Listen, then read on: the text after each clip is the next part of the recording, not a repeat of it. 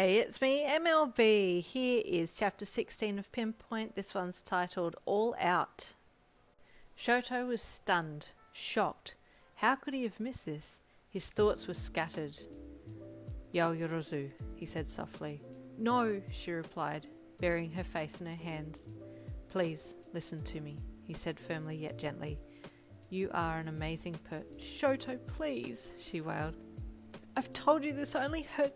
No, he said sharply, stepping forward and grabbing her wrists. She threw her arms out, trying to throw him off, but his combat skills kicked in, and for a few minutes there it looked like a fight had broken out. She wrestled with him, trying to break free, but his grip only tightened until he had pulled her into himself in a tight embrace. He craned his head down so that he could whisper into her ear. Yaoyorozu, I have found you to be an exceptional woman ever since high school.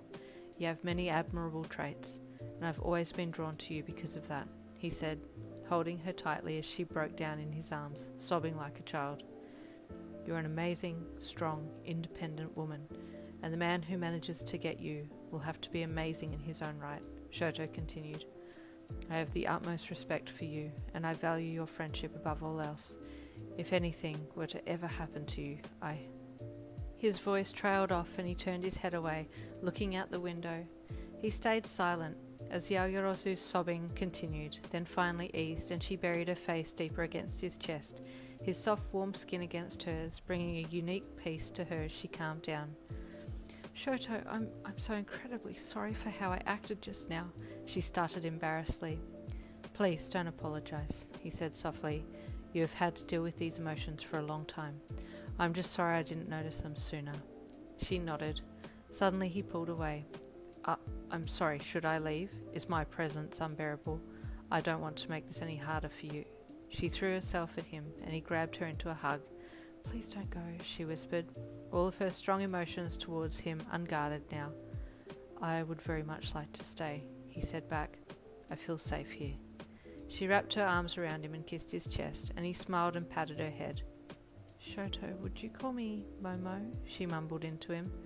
Of course, Momo. It would be an honour, he replied with a smile. Garen had been in to see you a few times since Caden left, and he bought you food and water, which you refused to eat. He was trying to be nice, but the more he tried to get into your good books, the more you withdrew from him.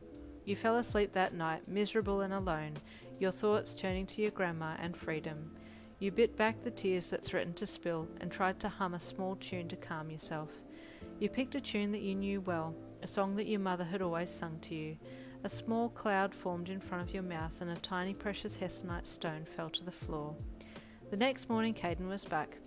Today's the day, he greeted you energetically. You sat up and rubbed your eyes. They were red and swollen from the lack of sleep. Day for what? You croaked. The day you make me some gold, he exclaimed, holding his arms out in a grand gesture. I already told you I don't know how to make gold, you muttered.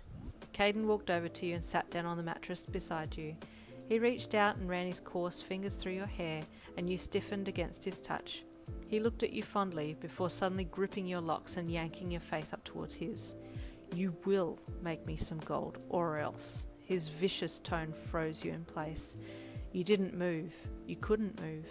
If I don't see a lump of gold here by the end of the day, we'll have to do some persuading. His lips curled into a malicious smile. So get to work, he snapped, throwing you backwards onto the mattress. He got up and stormed out, slamming the door behind him, and you burst into tears. Garen entered and you shot him a savage look before wiping your eyes and turning away. Ah, my pet, is he being hard on you? Garen cooed, reaching out to touch your shoulder. Don't touch me, you spat angrily. What can I do to help you make that gold? Garen asked, a sickly sweet timbre in his voice. Nothing, you said through gritted teeth. Go away. Would your grandma know how to help you? He asked. You spun around, eyes wide with fear. Don't you dare do anything to her, you said. Who? Your dear grandma? He sneered. You glared at him. I might just go and pay her a little visit, he said, turning and heading for the door. Better yet, just might bring her here, he taunted.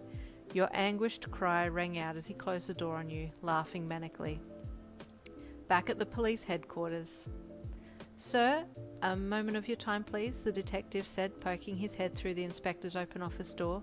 The inspector looked up. Ah, detective. Yes, please come in. He waved the detective into the room. Sir, I was at the Todoroki residence last night, as per your request, the detective started saying, rubbing the back of his neck sheepishly. Yes, the inspector asked expectantly. Well, the hero Shoto arrived while I was still inside his house, he said apprehensively. He was not too impressed to find me there. I should think he wouldn't have been, the inspector said, raising an eyebrow. Did you find anything? No, sir, not a thing, the detective said, shaking his head with dismay. Okay, keep tabs on his phone calls and location and alert me the minute he makes any major moves, the inspector said. Oh, that's the other thing, Inspector. We believe Shoto has suspected we'd keep a close eye on him and has gone incognito. We can't pick up his signal. Damn it, the inspector growled in frustration, slamming his fist against the desk. And there ends chapter 16. Time for chapter 17 coming tomorrow.